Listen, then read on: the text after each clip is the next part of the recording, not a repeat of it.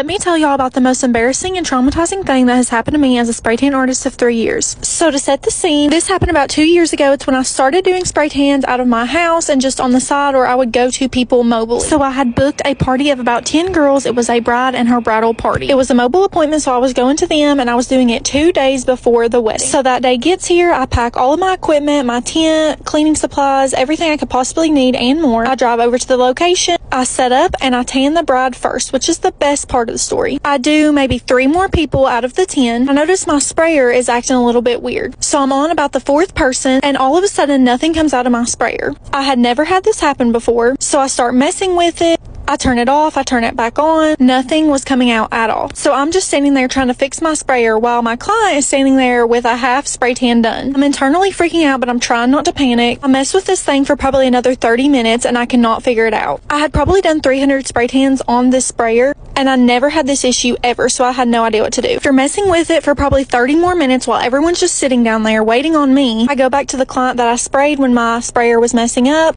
I told her to go home, rinse her off, and we'll figure this out tomorrow. I felt so bad and I was so embarrassed because this was such an important event. I mean, your wedding day is probably the most important spray tan of your life. And luckily the bride was done, but all her bridesmaids and all her other people were not tanned. So I told everyone I'm so sorry. They were all like, don't stress, we don't care. It made it better because it was friends and family, but I still was distraught.